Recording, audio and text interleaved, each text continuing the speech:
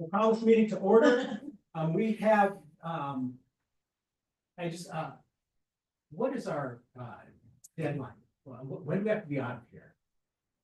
For the meeting was scheduled for 2 hours.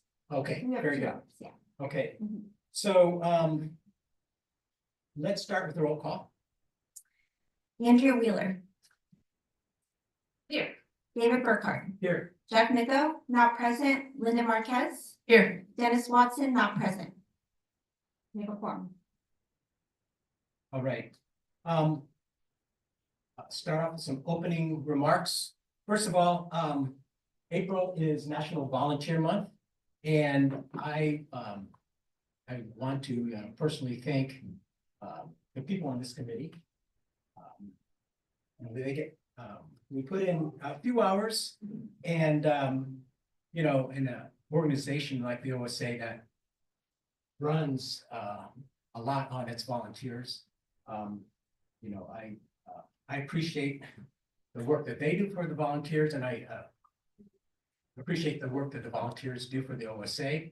And I especially want to remind everyone that it's the wives and husbands and the spouses and the friends of the volunteers.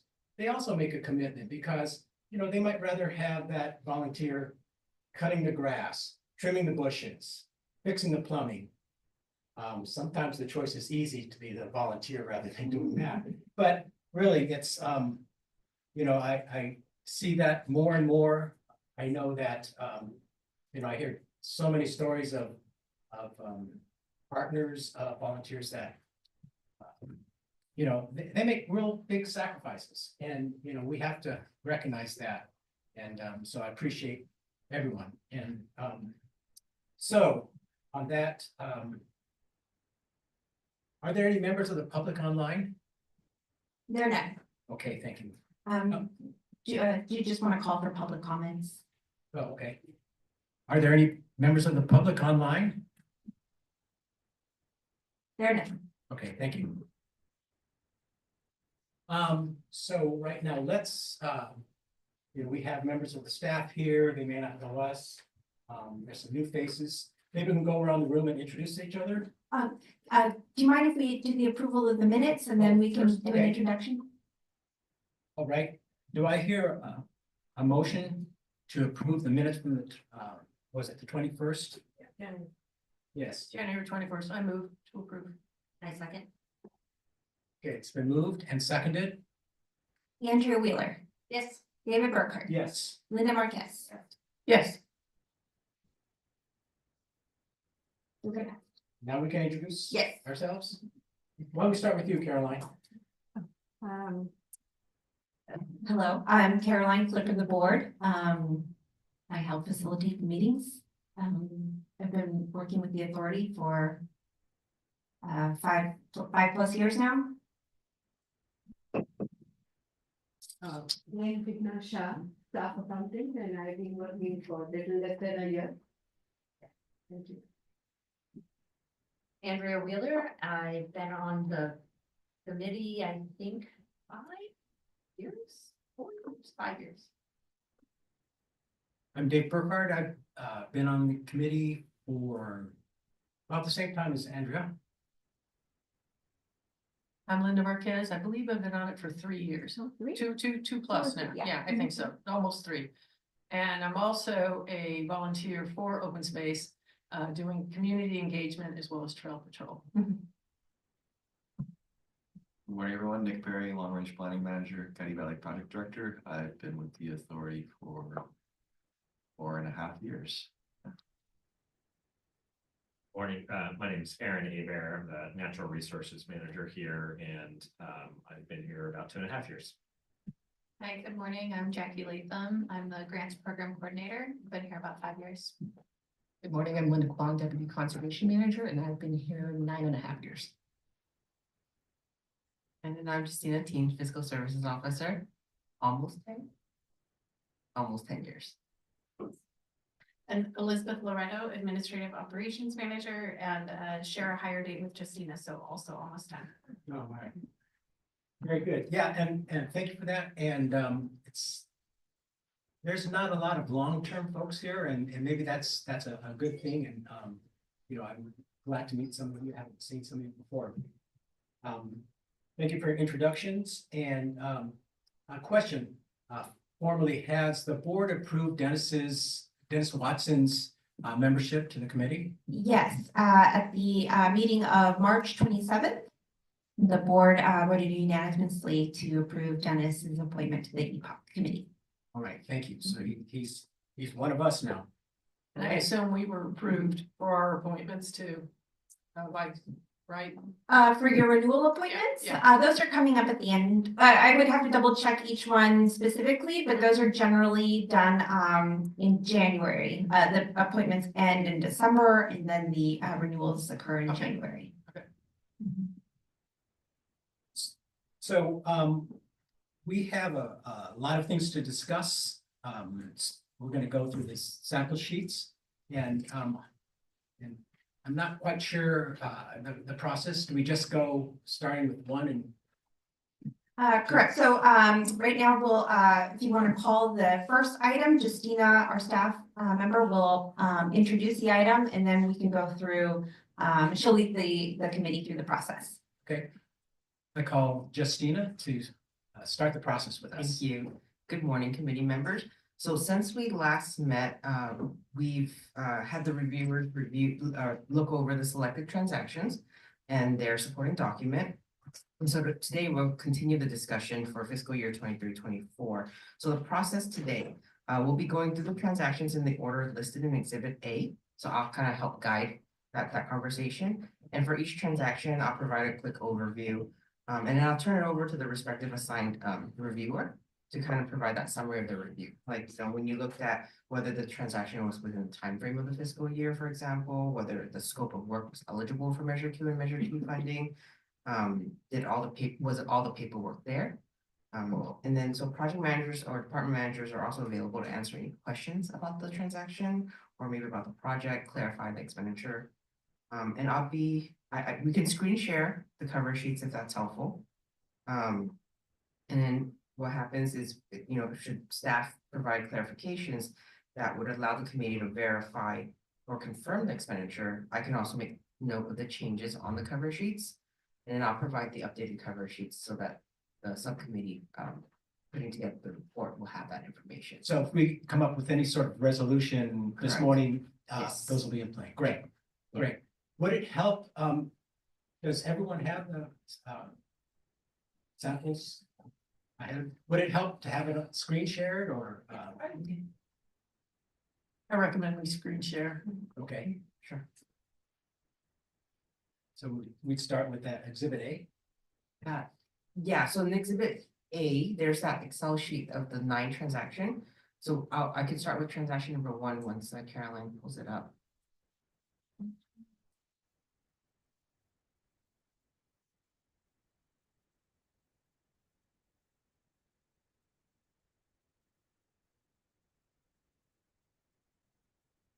So that one's Exhibit A. I'll kind of run through it, but then we'll touch on the first cover sheet. Transaction number 1 was an appraisal fee for Laguna Seca in Coyote Valley. And then, sorry, the cover sheets. Do you want me to? cover sheets. Is that this one? Right here. That one.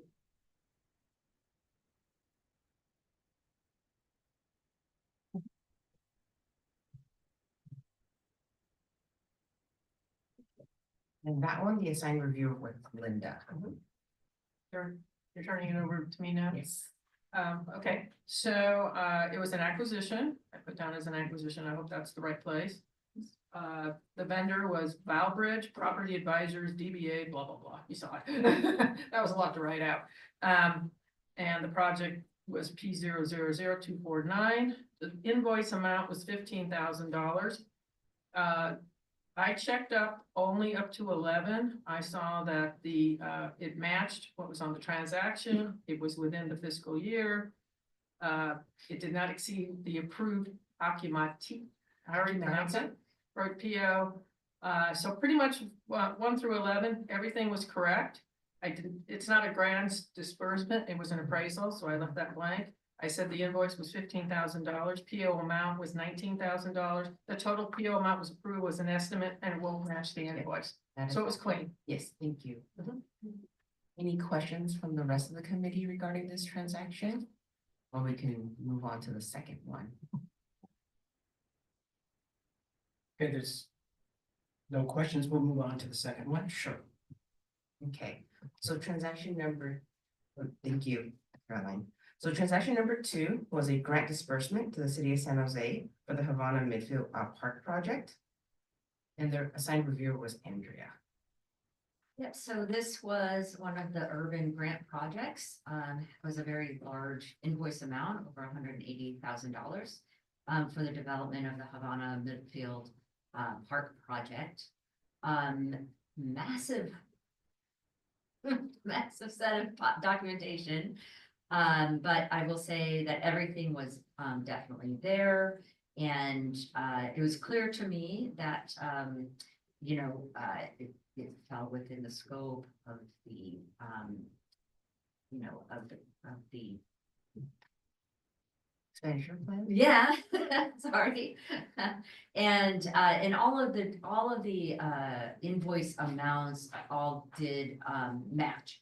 However, I had some issues and I ended up marking some things no, and that was really my fault. I was late getting it done. And so I couldn't confirm some things before the sheet was due, but I met with Justina yesterday and clarified things. And so there is no problem. But I wanted to point out that on line 4, I got stuck because I wasn't sure what represented an invoice in a grant. And I confirmed that would be the reimbursement request.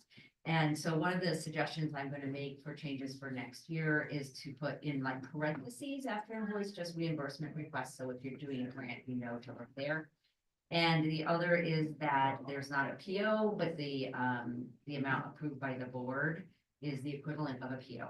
And then the last thing that I got wrong was I marked as no as confirmed account matched the transactions list. I said no because I had lost the transaction list, but I confirmed that that was correct.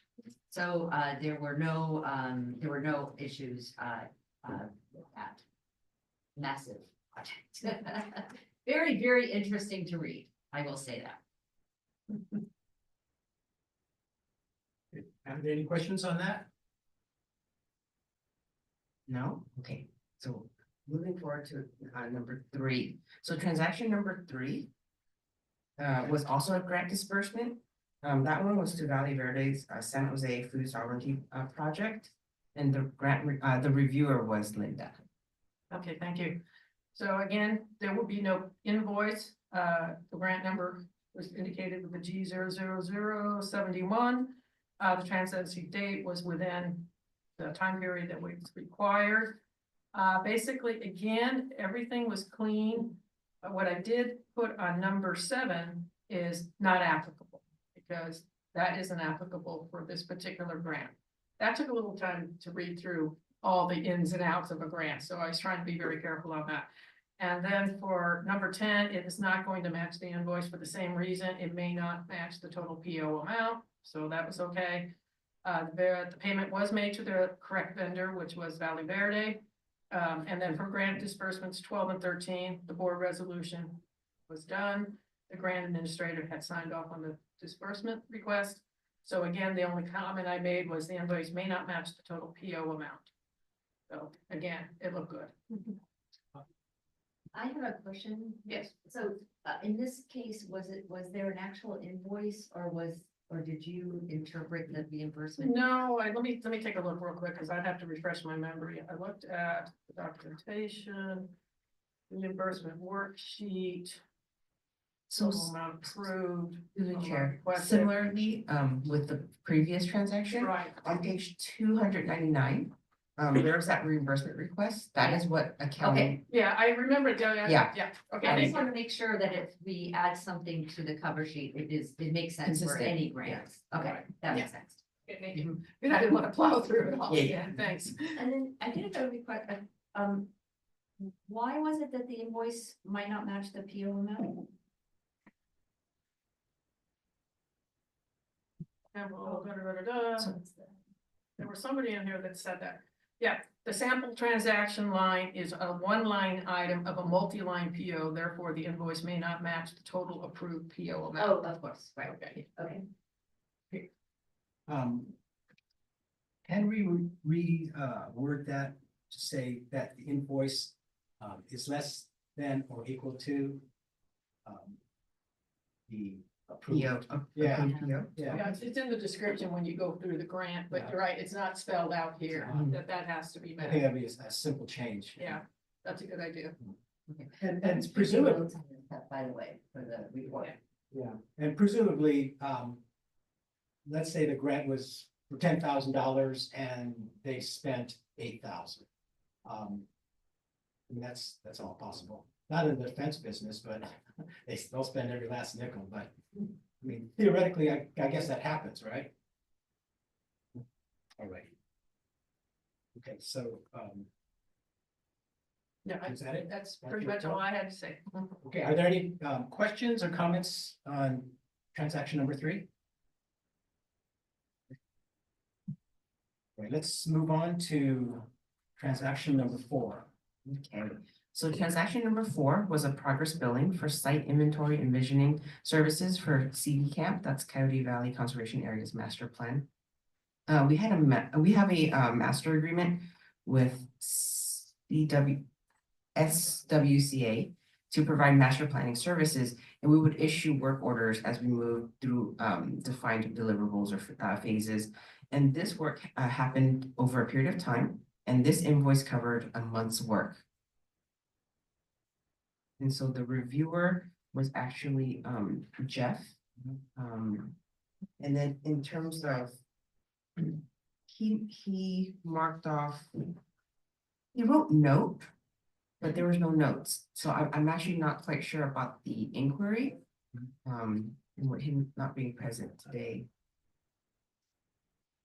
But I can clarify the ones that he didn't mark off. For example, cover sheet number 6, confirm the expense account on the AP bill matches what's listed in transaction list. It does match. So again, it goes back to looking at the transaction list that was in exhibit A. Now the account number was 6484, and then the AP bill itself.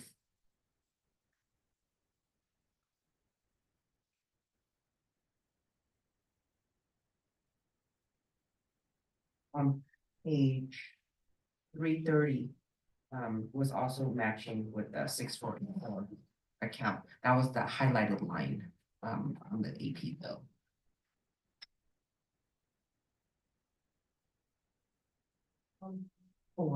Transaction number 4. Making sure I don't lose anybody yet. Could we just email Jeff and just say, hey, can you let us know what your note was? We're not clear, like, so we at least can find out what he was thinking. Sure. And through the chair, he's actually on his way, so he should be here Oh, okay. shortly. Okay. Would Yeah, why don't, Yeah, we skip over. skip it and come back to it? yes, Okay, we sure. will skip over his items and Sure. then we can speak to. Okay. Sounds So good. let's move on To to number 5. number 5. That one's It's also also his. Jeff. Okay. Except that, well, and we can also skip to it if the committee desires, but he had no comments on number 5. Let's wait and make sure. Okay. we get to that. Sure. So if we're skipping number 5, let's move on to number 6. So sample transaction number 6 was for engineering services for the pond restoration project out at Blair Ranch, Rancho Cañada del Oro.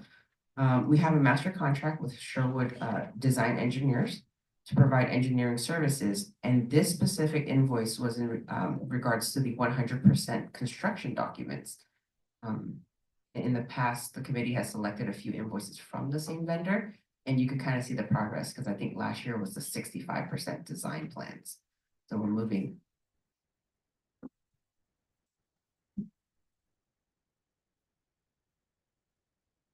So, Oh, and sorry, and the reviewer was Dave. okay, then I've got number 4 here, should say yes. applicable.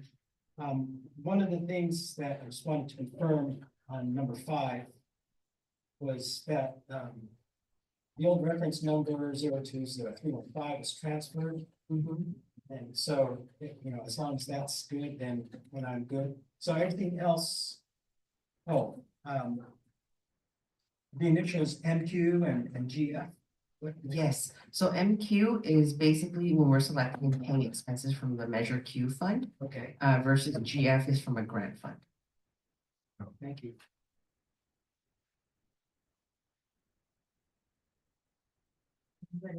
Okay, yeah, and then there was, in the package, there was a document. Yes. And I didn't know how that related to this program. So then let's see, 379. That 379, we skipped. 1,516. So on page 379, that is a proof of payment. Basically, that's the check screen in Acumatica, which shows us making a check payment to Sherwood Design Engineers. The total check amount was about $7,000, but that is because it paid for 2 invoices, and of which the committee reviewed one of those invoices. Okay, all right. And then on page 380. Yes, 380 was the blanket PO for the master agreement. That was my question. Okay, thanks. Thanks, Christina. No problem. And then my last comment was on your clarification page. That's very helpful and Following. yeah, just clearing up some confusion that I had, so appreciate that. Mhm. Are there any questions on number 6? Any comments? All right. So do we want to go back and well, first of all, let's recognize that Jeff is here.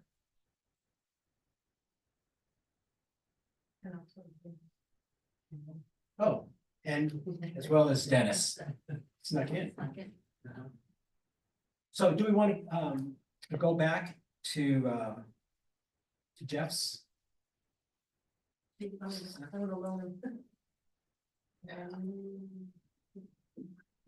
it North Bree? And then in here, yeah, and then.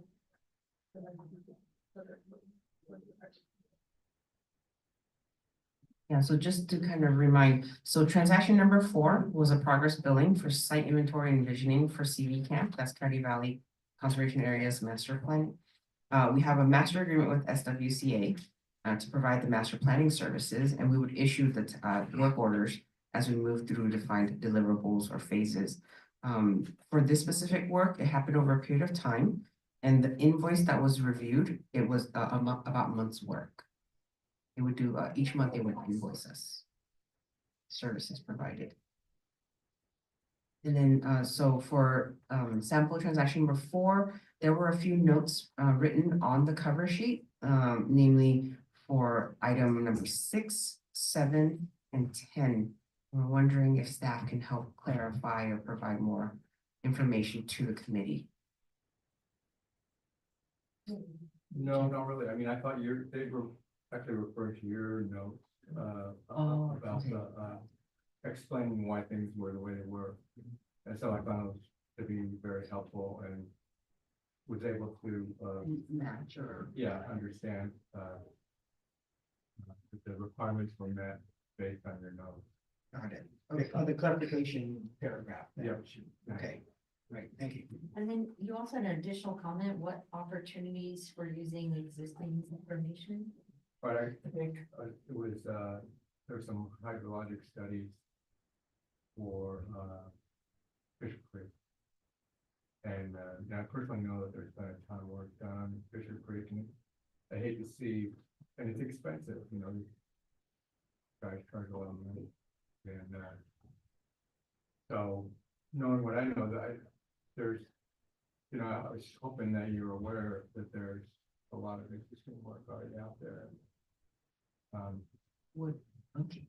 I think everyone's biting at the bit to answer. Yeah, well, I was worried I'd have to talk about accounting, but, so, yeah, you're right in that there have been a number of studies, including, modeling work, since I know Jeff is familiar with some of this techno babble, in Coyote Valley. That will. Technical. And yeah, we've used all of that.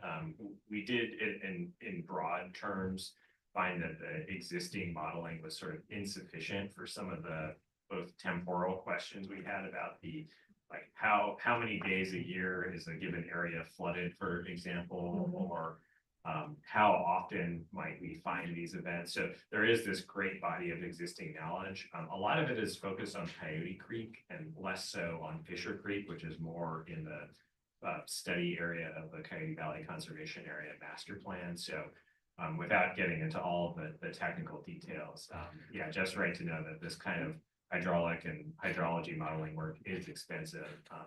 And in our case, critical to defining the scope, extent, and cost of large-scale restoration. I think prior estimates for doing restoration work in Fisher Creek and Laguna Seca are in like the $30 million range. So even though, you know, like a $250,000, $500,000 water model can kind of seem like, wow, what's the, you know, what are you getting at? I think when it guides decision-making to be more accurate around millions of dollars of restoration work, that's kind of why we've made that investment.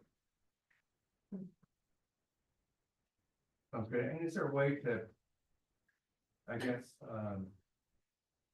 this study information is public and you know, can be accessed by other people, next guy that wants to do information about the hydrology of Fisher Creek. Yeah, totally. I mean, obviously, as a public agency, almost everything we do is subject to, you know, public records. So in that sense, everything's open. We also have a pretty close relationship with Valley Water, who tends, you know, they serve a flood control function in this area.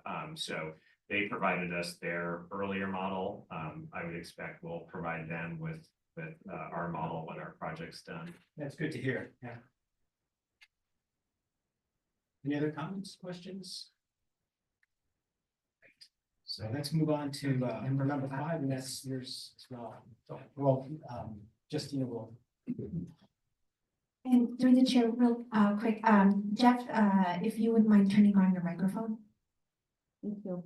Okay, so transaction number 5, this transaction is an invoice for engineering services for the Llagas Creek Bridge at Rancho Cañada de Oro, open space preserve. Similar to the previous transaction, this was also a progress billing against a contract that we have with Waterways for this project. And so the review. Comments. Yeah. Except for, you know, what are you gonna do with the boulders that you took out of the abutments, and you click down scope and I saw when we had a volunteer thing. Still TBD. Okay. Yeah, I think we're working with Derek on good use of the borders. Okay.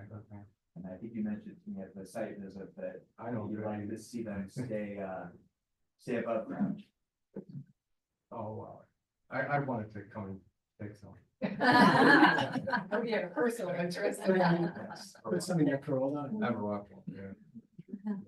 Anyway, I have no, Sounds good. no issues. No Thank fun. you.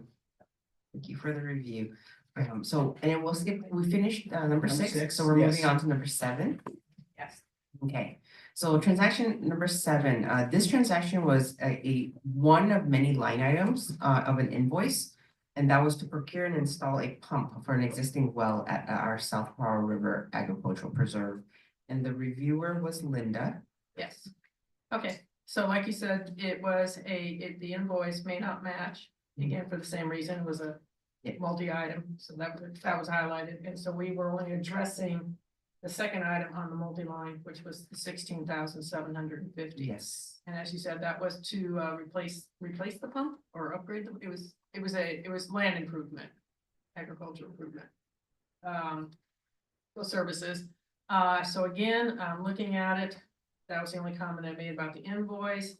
1 through 11 applied to this. And so it was within the day, approvals were there, confirmed it matched, and we had the right invoice from the vendor, so forth and so on. So really, I don't really have anything much more to add on to than that. So I left, again, it's not a grant, it's not a land acquisition, so that's clean Yes, also. thank you. Okay, any questions from the committee? Moving on to number 8. Let's look at number 8. Okay, so, so number 8 is a payroll review item. This was for a capital improvement project for the Yakima County Ridge, Open Space Preserve, planning, public access. The cover sheet's, slightly different from the previous ones. But the reviewer here was Dave. Okay. And number 1 through 8, good questions, and this is a kind of a new form, so I guess it's subject to change. If anyone on the committee thinks that there should be additions or deletions, we can bring that up. Everything seemed to be in compliance. I just had some comments.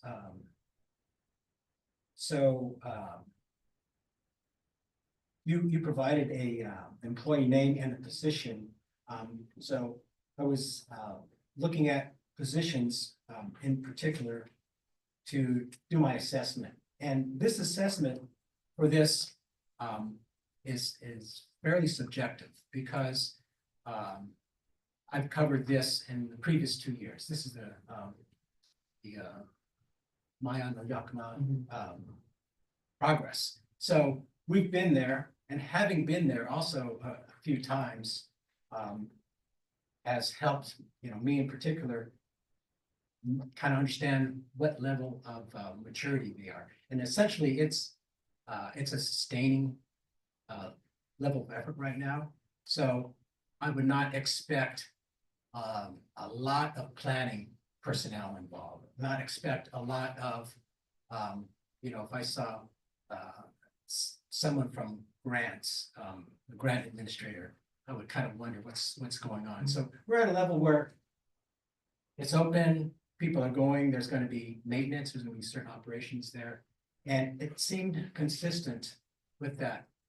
Also, as I looked at this, the labor hours and the expenses, at first I was kind of thrown because I saw, what I did is I looked at the mid-range of the labor from, we have levels 1 through 5. So I kind of looked at the mid and I did some multiplication and did the arithmetic. And there were some discrepancies which can be explained because people work, if you're exempt and you're working more hours, you're only going to get paid for 40. And but I'm glad that people are recording their total number of hours because it helps the project managers to say, well, to maintain a 1.5 mile trail, it takes 800 hours, right? So, and if they bid 800 hours and they work 1,200 hours, they, in staff members, they lose that 400 hours worth of labor that's going into it. So maybe the next time, they come up, project managers are able to bid more accurately at the time. Make them work harder. We, in corporate, especially in the defense business, you might be working on a proposal where you're working 7 days a week, 10 to 12 hours a day. You're getting paid the same. However, management should understand that it's not a 40-hour a week job. And so thank you for recording that. It's I think that should prove helpful to project managers and anyone making estimates.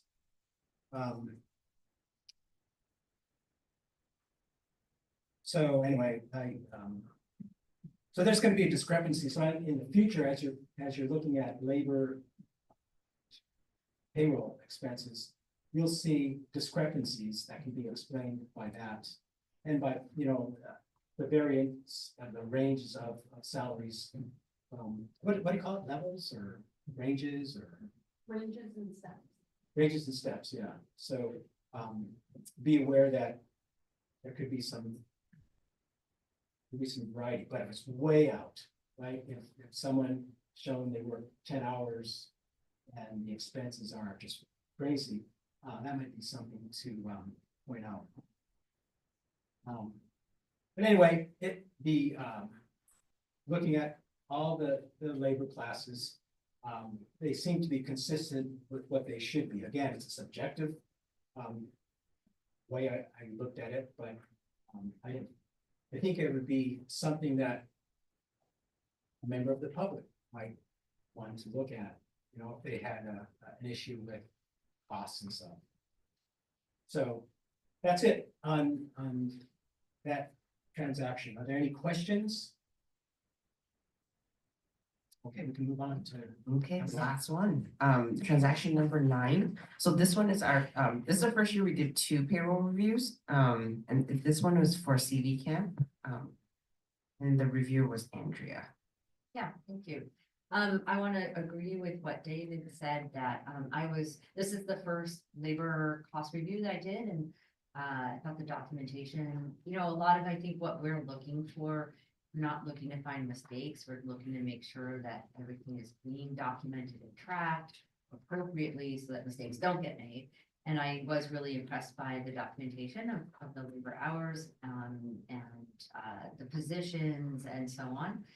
I had one question that Dave might have ended up answering, was in question number 2, it said, oh, no, sorry, it was actually question number 7, where it said, does the extended dollar amounts appear to be consistent with the labor hour amounts? And there was a lot of different positions, so I did just do kind of a sample, but one of them was for Nick Perry, who said his pay rate was between $71 and $87 per hour. He worked 1372 hours, and at the lowest rate of that scale for that many hours, it would have been $97,000, but he was only paid $94,000. And I wonder if that is where the discrepancy came. To the chair, we can explain that. So. And I apologize, it's been a long night, I remember what I wrote. But during last fiscal year, we actually had 2 pay plan updates.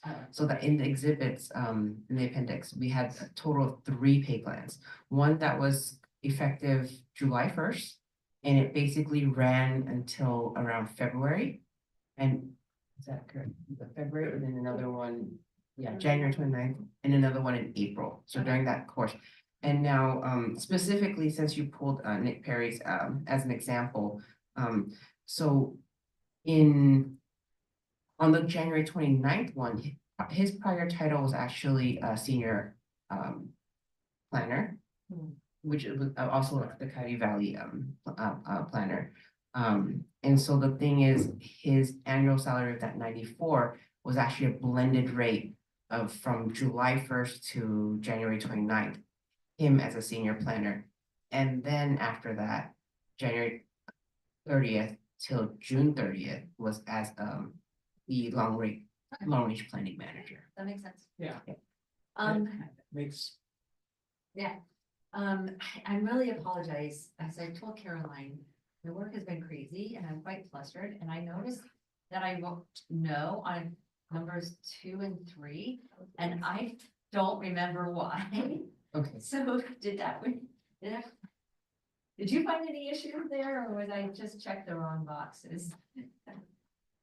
And well, I'm just trying Project to number is see. consistent with labor reports, and the project name is consistent with the labor reports.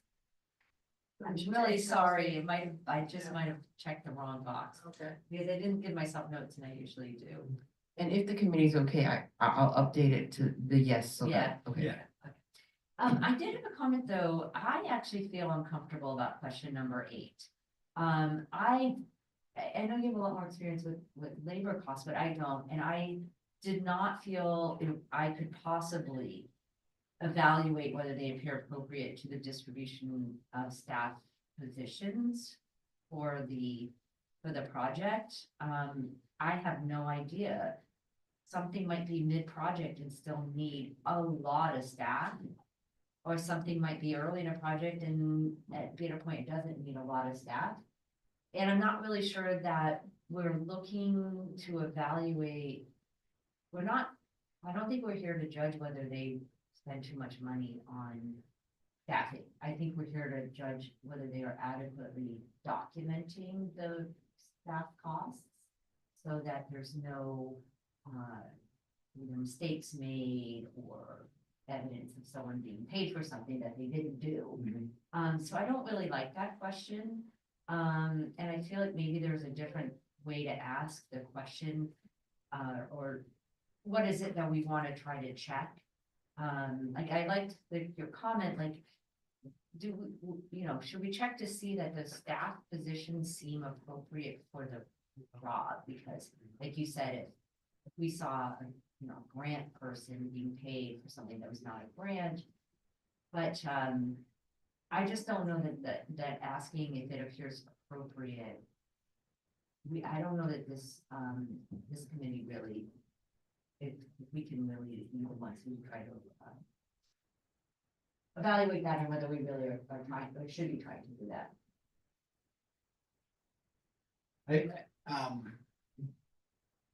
I think of all the things we do here, we can't point at particular numbers or bits of arithmetic.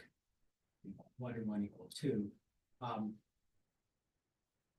I still believe this question is legitimate, and it's legitimate because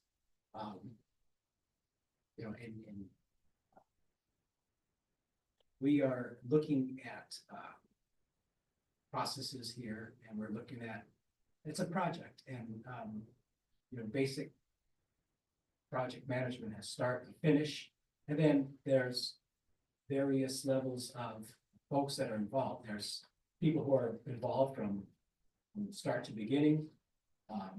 There's the beginning people, and in this project, which I've been following for 3 years now, we can actually see what's going on. We've been out there when it's been just grass and mud, and then now we've got people actually being there. So I think maybe to help, and maybe the OSA is doing it already. When they're doing executive briefings, typically you throw up a time with not just start finish, but what staff members are working on what, and it's all estimates, right? So in the beginning, it's research, it's requirements. So then is a better way to do this to say, show us the estimated staffing, for this project at this point in time, as it was in the project plan? And does the hours, appear to align with that? Because this is more of a subjective question. Like, do I think the number of hours appear appropriate? I don't think I can say that. But if it's a objective question, like, this was the estimate for how many hours we thought our labor distribution would be, that the authority has, if they have an estimate of it, is it in line with that, or does it appear out of line with that? That's a more objective way of sort of trying to evaluate it. And I don't know if for a question for the staff, do you produce that kind of estimate, like a staffing estimate through the timeline of the project? Great question. And I think it really depends, and just to, give you some color or nuance, projects that are earlier in the development, especially when you're, let's say, talk about a capital project, right? That's gonna have more money. There's a lot more uncertainty in the early days of the project, what the project even consists of, right? So it's pretty difficult at that time. I mean, generally you would describe this as the scoping phase. I mean, normally a project is kind of like, okay, you know, we want to open up Miami Yakima, for instance. What are the steps involved in that? You know, you think you know, but you never really do. I think those projects tend to go a lot longer in terms of time than people estimate. So yeah, it's not typical practice that we would put a number to that based on the various positions. That said, each year through our work plan process, we do have we call it like a workload capacity estimator, so that when the board is authorizing a work plan, that it's within reason for staff's capacity, right? So each project on our work plan has a estimate by position. So let's say I'm the project manager. We have a little RACI chart if you're familiar with those, but it's basically, you know, who's responsible, who's accountable, supporting, consulting, informed. And each one of the project team members has a number of hours that's kind of estimated and sort of negotiated. So Nick, for instance, put together this year's estimate for the Coyote Valley Conservation Area Master Plan, and he probably took 400 hours of my time or something like that. And we know that, you know, I have roughly 2,000 hours a year. I take vacations, there are holidays. So, you know, depending on the position, we estimate anywhere from, you know, say 800 to 1,600 hours of potential capacity, right? That isn't just attending meetings, et cetera, et cetera. So it varies by position. Nick and I as managers attend a lot of meetings. You know, our individual project management capacity is a little bit less. So whereas other folks, like people who report to me, that might be their whole job, managing restoration projects, for example. So their total capacity, the number of hours, you know, 1,200 hours a year, whatever it is going to be higher. And then we basically add up all of their hours across their projects and kind of right size it as like, this, are they biting off more than they can chew as an individual? We have to change the scope and schedule of their project because they're not going to work 3,000 hours this year, right? Or whatever the math is. So that's generally how we estimate hours. So is there a document at the beginning of the year, like, so for this project, would there be someplace where there would, for this project, be this estimate of staffing hours by the project and person? Because you're talking about, yeah, so like, there would be something I would say, for this project, we think these people will be working at this many hours. And it seems like that's what we should take. And then look at what the actual hours turned out to be. And then see if it seems like it's in line.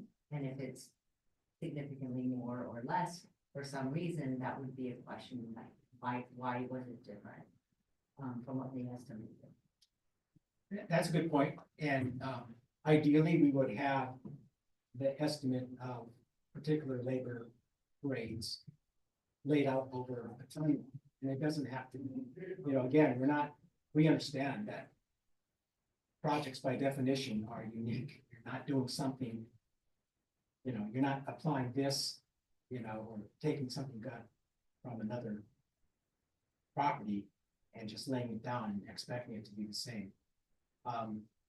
Do you have something, is there something already that you could provide, even on an executive high level scale that we can look at? And again, you make a point at this, if I were to see, let's say, a grant administrator charging 180 hours now on the project 28, I would tag that. I would say that's a question, right? In the beginning, we could see, at least I could see when I was looking at the project, lots of planning going on, a lot of what I would expect at the beginning of the project. Now I'm seeing essentially it's the technical staff, sure, you know, fences need mending, you know, paths need to be upgraded. So it makes sense to me in this third year, you know, the labor matching up. But for someone who's not familiar with Project 28, they would have a difficult time justifying. So maybe what I'm suggesting, Justina, is maybe some sort of labor planning by year, and it could be super, I think we just found that they do this thing. Yeah. yeah, but is it, it's gonna be a lot of work to present that? Through the chair, what you're describing, David, of kind of a multi-year. Yeah. That would be a lot of work and is not something we currently do regularly for every project. Some project managers may do a version of it, but it's not a consistent process. Mhm. What Aaron referenced though, of kind of this racy chart of an estimate as we plan for the upcoming fiscal year. Mhm. Is something that all projects do. Okay, Will admit, it's to Aaron's comments, it's a very loose estimate and not necessarily something that we're always tracking for a lot of accountability to, but we could look at sharing that as a resource to these labor items. Again, just to be kind of that reference point, like Andrea was speaking of, do I even know, is it supposed to be a 500-hour project or a 1,000-hour project? And it could at least help assess the scale to a smidgen, but it is very loose and we often, as we're moving through something, you made the comment about grants. I just want to specifically say, sometimes you might not expect there to be grant time because we've secured the grant, right. but the grant administration is still continuing to go. And so it's also, I think, would be helpful Mhm. if we had that kind of a document for you all so you would know this is grant funded and therefore we are expecting grant staff time. Right, and I would expect, at this point, if someone's charging, I see 700 hours, Yeah, then I'm saying, well, it's probably a mistake, right? Someone put in the wrong time code. Well, it will depend, because if in the RACI doc, it said 700 hours, then we might ask why. But then we would Oh. assume there'd be a reason. but you at Right. least It'd be know it different was than intended. If it said 70 hours in the RACI doc, and we saw a charge for 700, then we'd be like, well, why, how did that's like really far out of line from what they were expecting. Yeah, so, maybe, if we were to, next year when we go through this, have a look at that, see if that's a relevant So document. I only make a suggestion for next year that for the labor cost transactions, that we get the RACI document for that project, for that. But one question is, would we need multiple years of these RACI documents? Do any of the charges ever overlap by? Would there be any reason we need to see like the previous years just to have a? Through the chair, if I could add some additional context as you make this decision, not every project has a RACI chart. P250 CV Camp has one because it's such a huge project. And just so you know, if you were to review these things, we're preparing the RACI charts and the staff estimates right now, or like a few months ago for next fiscal year. So a lot of things tend to change. The estimates that you would be provided would have evolved based on new projects that have emerged, staffing changes. It's a intelligent guess as to what the capacity of staff is going to be. It's mainly to make sure that we're not oversubscribing ourselves. I think that's still will be helpful for us, because if it seems really far off there, it's a conversation that we have right now and we understand. Because I think what our goal as the oversight committee is to make sure no one is saying, wink, wink, nod, nod, we only budgeted for 10 hours, but we went ahead and paid 40. But if we come back and find out this is why that got changed, then we know that all the proper procedures are being followed. So I think that is still very relevant, Yeah. document. So sometime, even during this review period, there's one of those, RACI documents around. We could just see one, kind of get our heads. No, I'm suggesting for our next year's labor cost transactions, we are provided one. It sounds like that wouldn't be, if there is one, it wouldn't be a big lift. And so that can just be, we can just do it next year and see how that goes. Well, yeah, definitely for next year. Okay, noted. So, yeah, thanks for the inputs. Yeah, and I appreciate it, and I know, I understand that, things are fluid, there's the plan, and then there's the fog of war, so, that's on any project. But yeah, thanks for your input. I do want to suggest, if I do want to say, I don't want I'm gonna request that we change the language of the question 8 to appropriate to the distribution to say, does it appear in line with the RACI doc if it exists, which is not assessing whether the appropriate number of staff was spent. Are they following proper procedures to make sure they're not, overcharging for staffing issues without proper, procedures. Documented. and Sure.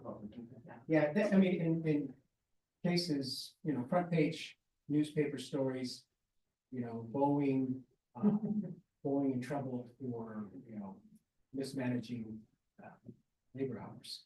I mean, that's big news because taxpayers are involved. And in our case, no one's gonna go broke because of a few mistakes, but I think the Oversight Committee would just like to have a view into what's going on. So, and again, we shouldn't be holding someone if they vary from a estimate. But if there's a wild, a runner, and then we question it. So that's it, right? Would you agree? Yeah. Right. Are you done? I'm done. Okay, Did you want to change your answer on line item 7 since it was explained? Yes. Thank you. any other comments? Thank you. That ends the samples review. Yes, that concludes this item. So we move on to the next item.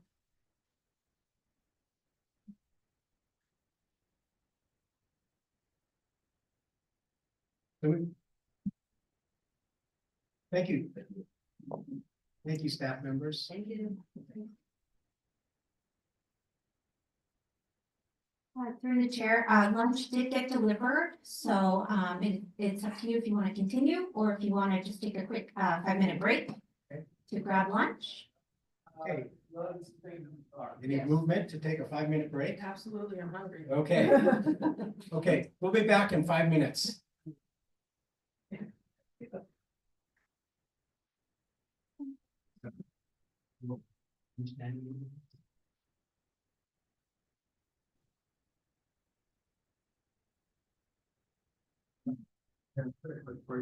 Are you on the advisory committee for the resilience? Yeah, so what happened? Talking about the meeting. Center. I'm not, Except you, because it's actually the. I sort of debated whether it should be, whether it's helpful, I mean, they, Yeah. they're doing good work without me, but then I also have the technical background that I might find useful. I'm a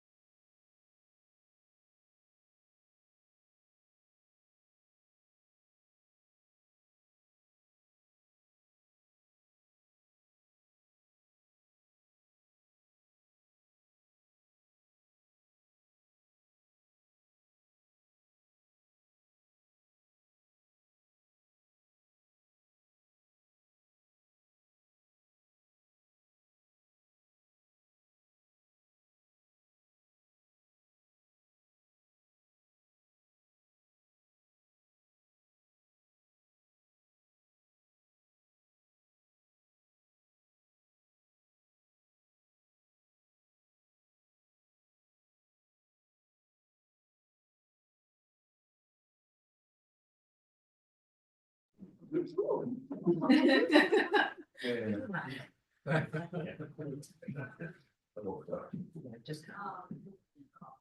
Okay, let's get restarted here.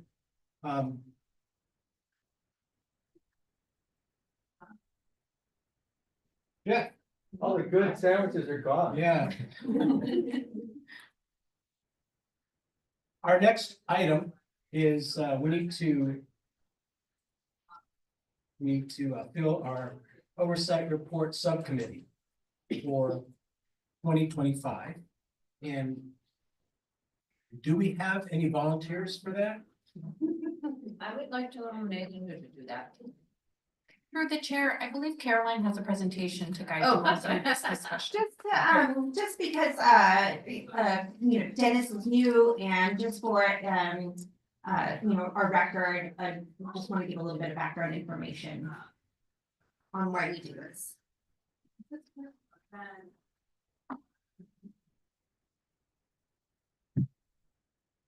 Where's the picture? There it goes. Okay. So for this item, staff recommends that the expenditure plan oversight committee discuss the expectations of completing the annual expenditure plan oversight report for 23-24 and select the EPOC members to serve on the subcommittee to draft the report. As you know, as you are all familiar by now, the purview of the expenditure plan oversight committee is to review Measure Q and Measure T partial tax expenditures to ensure they conform to the expenditure plan, and also to review the annual audit and report prepared by our independent auditor and submit committee recommendations and the report to the board. So the annual expenditure overplan report, some of the criteria for the report. The subcommittee that you guys picked today should be less than a quorum. So because we have 5 sitting members on the committee now, a quorum is 3. So only 2 members can be on the subcommittee. The expenditure plan oversight report reviews the independent annual financial audit for NQ&T funds. It reviews the annual, I'm sorry, let me read my notes actually.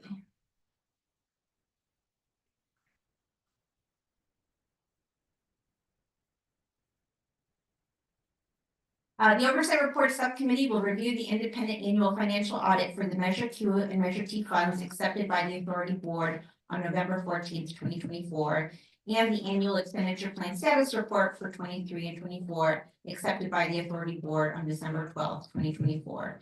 In addition, the subcommittee will review the findings of the transaction review completed by EPOC of a sample selection of Measure Q and Measure T project expenditures, as you did today, and prepare a draft annual expenditure plan oversight report to present to the full EPOC, the full committee, for your own feedback and final approval prior to presenting the report to the board. And so that decision is for the entire committee, right?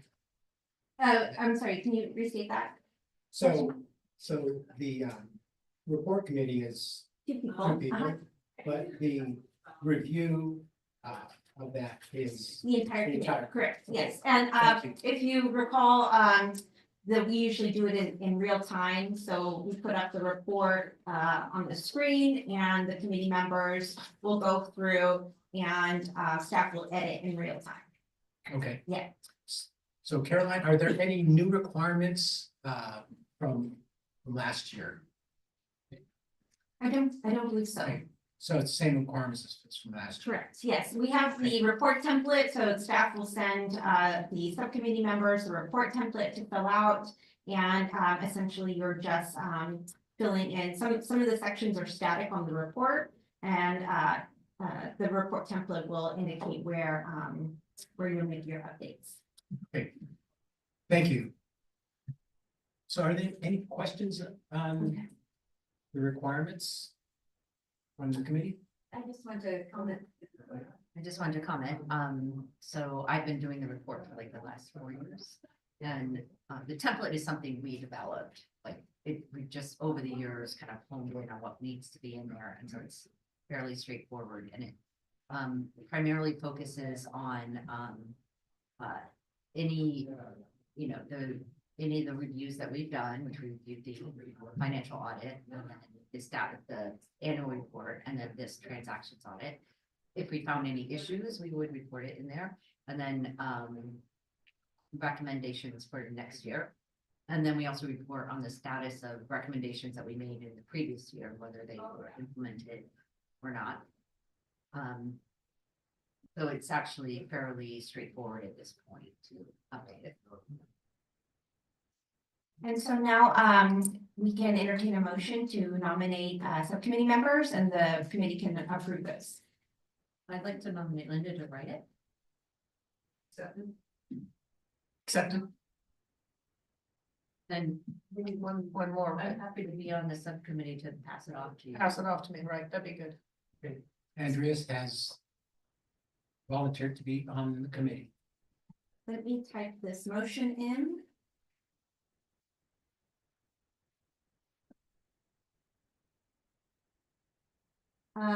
Motion to nominate Linda. Okay, and Andrea, is that correct? Andrea Booth. So do the motions require a vote? Yes.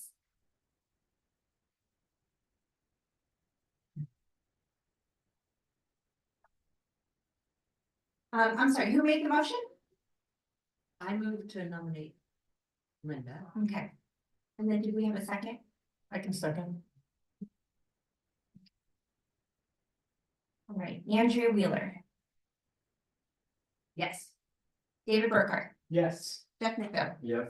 Linda Marquez, Yes. Dennis Watson. Yes. That passes.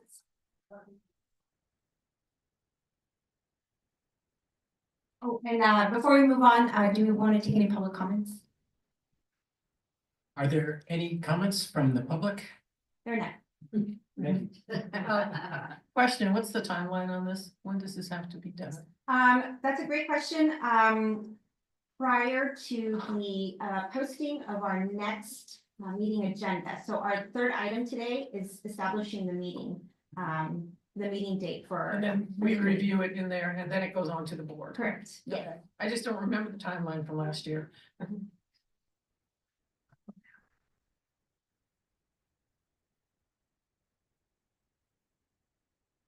So Caroline, we need a second for that.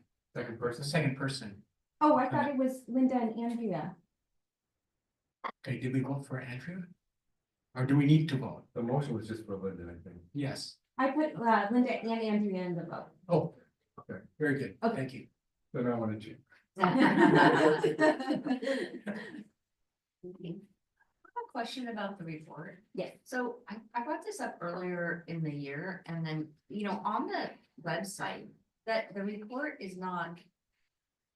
I can't find it anywhere. You know, like, in fact, there used to be an Invest in Nature page. And that had us on it, but that seems to be gone. You know, where did we go? And then we used to have a list of all of the reports, the EPOC reports. And I am not seeing that anymore. Is it under public information? It does not seem to be under public information.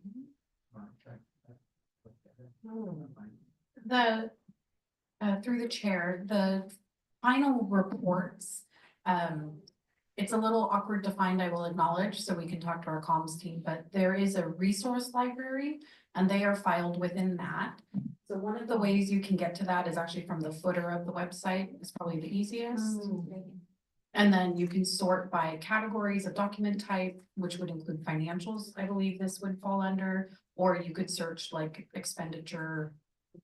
Oversight would probably come up, but it'll include both the plan itself, the status report staff produces, as well as the oversight report. So Caroline, right there, that's, I believe, the one you all produced last year. Yeah. Presented to the board. So there are Yes, new navigation, and we are definitely still working out some of the Yeah, so like, ease. like I can't even find, I see that, oh, okay, I found about us and then committees. And on there is a page for the EPOC. Correct. And but then it used to be that on the EPOC page, there was a fairly direct link to like our minutes and our reports. And I didn't know if that, it sounds like that's been taken. Well, it Yeah. takes you to the public meetings page, which would include the minutes and some of the history. And then it's linked to the funding page. And the funding page talks about the Measure Q, Measure T as one of the things. Alright. So that funding is now the investing in nature page from before. Yeah. So, Yeah, okay, all right, thanks.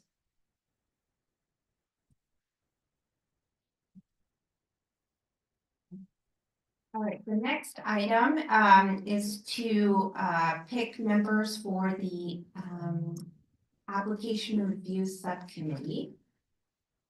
And the impetus of this item is now that we have more members for the committee, we have enough to have a small subcommittee of members to review applications as they come in. And the authority has received an application from somebody interested in joining the committee. So we would love to have a small subcommittee of EPOC members, the current EPOC members, to review the application and then go through our process of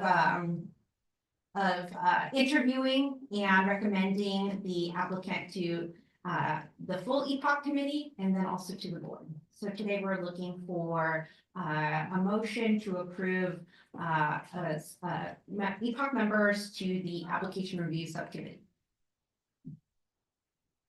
Want to? I move that Jeff be included in that.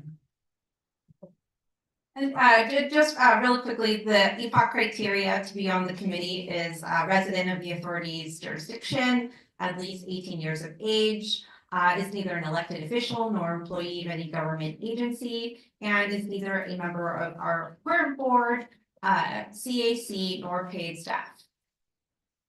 And the application review subcommittee, what those committee members would do would be, staff would intake the applications and we would forward them to the subcommittee. You would review the applications. You have the opportunity, to schedule interviews with them. They could be over the phone, just a simple chat. And then, staff have provided, in the exhibits in your report, staff will provide you with a initial screening form, and then the subcommittee members, as you're interviewing and making selections, there's a report that we would ask you to fill out just to kind of jot down what your thoughts are. And then that report comes back to the full committee for review, and then the committee can use that to make a final decision on appointment. Does this committee appoint or does the board appoint? So you would, this committee would make the recommendation to the board for the board to make the final appointment. I recommend Dave be on the committee. Second. I recommend Jeff. I move that Jeff accepts a recommendation for a committee. Oh, You've done this I'll before. accept it. Yeah, you interviewed me. What? You interviewed me for this when I applied, Oh, and I was in the Florida Keys. oh, that's right. You weren't even in it. Lots of process. It was an interesting time. Okay. They stand- I'm sorry, is David and Jeff on the subcommittee?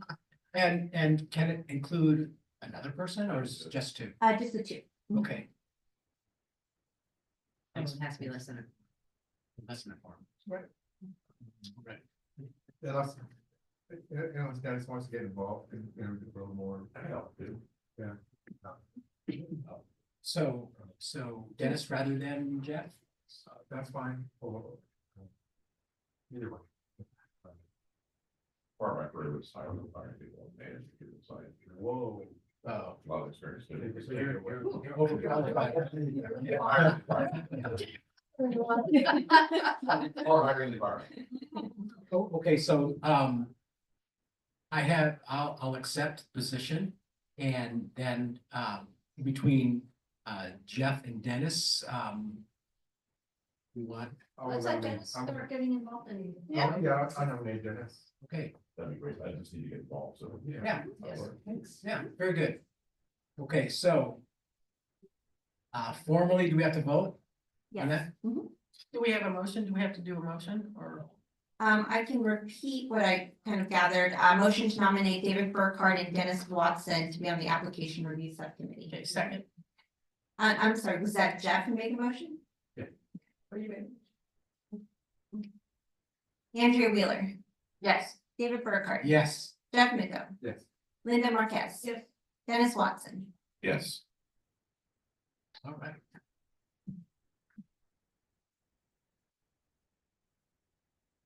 All right, one more item. Oh, and then you want to take public comments? Are there any comments from the public? They're not. Thank you. Okay, and then one more item, I just want to present to you a couple of preliminary dates that we have chosen for our next meeting. So the EPOC committee can meet up to 4 times a year.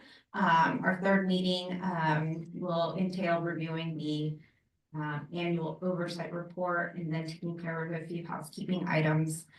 So staff are wondering how the committee feels about the following dates and times.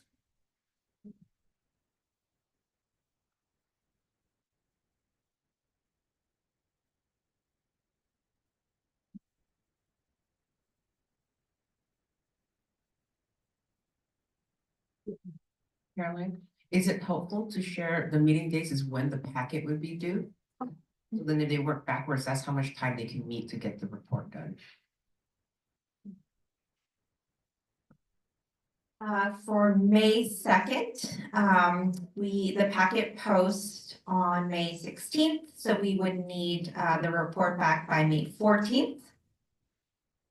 Okay, since I'm on that, can you just not even consider May? Okay. My son is getting married May 17th. I will be a little busy. Can you put that off for a couple of weeks?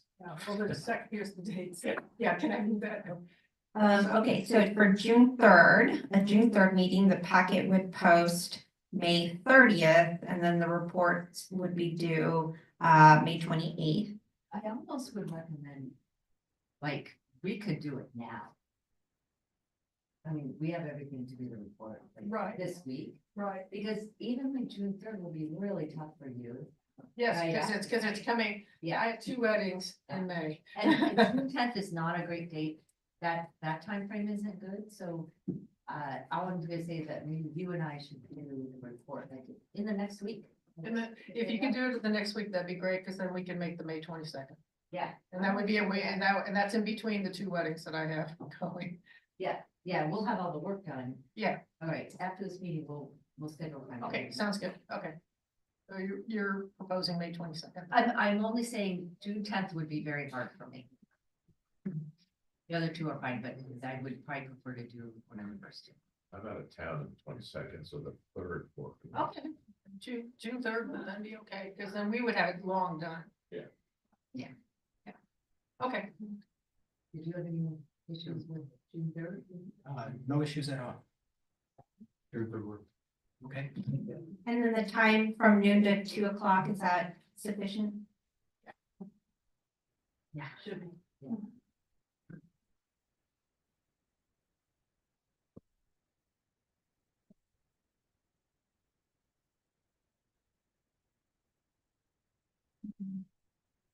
So I have a motion to select June 3rd from noon to 2 o'clock. I typed in 3 for some reason, as the next meeting date for the expenditure plan oversight committee.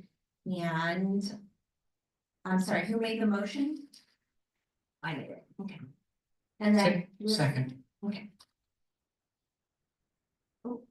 Get the phone.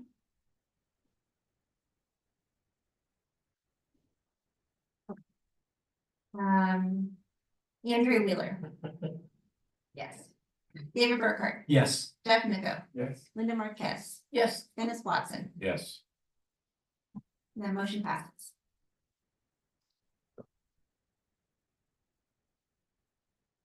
And so just to reiterate, for a June 3rd meeting, the packet will go out, on May 30th. And any reports would be due, at the latest on May 28th, but I will happily take them before then. Earlier is better. For all of us.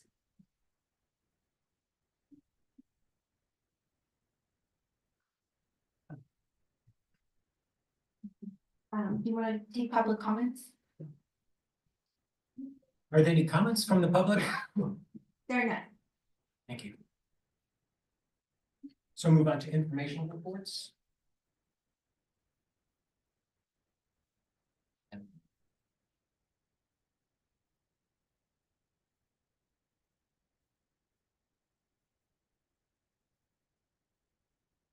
Are you all there looking at your notes? So astutely, I didn't wanna like Okay, yeah, solely. I have. On the staff side, I think our main informational report is that we are, as you heard from Nick earlier, actually, we're really knee deep in our budget planning for next year. So we are living in 3 fiscal years right now. We're looking back with you guys. We're in the current and we are actively planning forward for next year. And we appreciate you all taking the time. It's like the dentist office, getting that next meeting set before you leave. That'll make it much more efficient for us all as well to just move forward. So thank you for that. And I think, I have to admit, I'm a little short-sighted on anything else we would want to share. Anything else from Justina or Caroline? It's been budget on my end, so I have nothing more to share than that. But I will echo how David started off the meeting and just say thank you for volunteering your time and your talents and your interest with us both here on this committee, and many of you have volunteered in other ways throughout the year, so thank you. We just come for the free food. We're happy to help. Sandwiches. Free food, good company, it's all good fun. Okay, thank you. Any, as far as I know, we had one, subcommittee on recruiting, and I have not done that. Are there any other comments from the committee? Are there any comments from the public? There are none. Okay. I know that. No. You cannot be trusted with this. Okay, then, Jeff wanted to say something. I have a quick question about the webpage and about sort of our report gets put up. Sorry for my ignorance, but does the authority also provide a annual accomplishments report that it gets to the news media and gets out and We do. Caroline could maybe follow up with a link to you all later, but We're an impact report. it's our, yeah, it has I think it had a new name this year that is not coming to the tip of my tongue, but it's built in an Esri story map this year to really highlight kind of where within the jurisdiction all of the awesome work has been done. And a lot of that is work that's funded through Measure T and Measure Q dollars, especially in the larger jurisdiction. So we can definitely get that linked for you all. And I can't recall we were nominated, we were finalists, Yes, it is also up for an award from Esri for like a community award for use of story maps, which is a very cool tool. as in, yeah, our story map's really cool. But and is that easy to use for a layman? Absolutely, it's Okay. just what's essentially the way it's published is just something you can click and link through. I'm trying to think, as Caroline's there, if we can find it quickly. Yes. Yeah, I feel like the work that you guys do is so amazing, and so I just hope it gets enough publicity. Absolutely. Enough appreciation.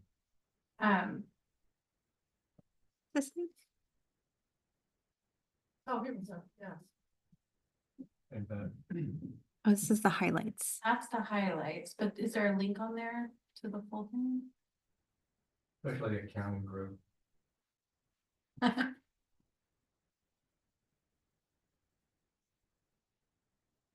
Oh, here it is. That's the complete, okay. I can send you the direct link too. It's Yeah, there we go. So the annual impact report, it's, as Caroline scrolls. It's, yeah, very linkable, easy to use. You just need the web browser to interface with it, but it's built within the GIS as Story Maps product. there's so much need for good news. Yeah. And, it's really good news, and, would be nice to see it. We always thought you should. That would be just more. I have a question. Are committee member, hours that are, worked or whatever, are they counted in the volunteer hours as well?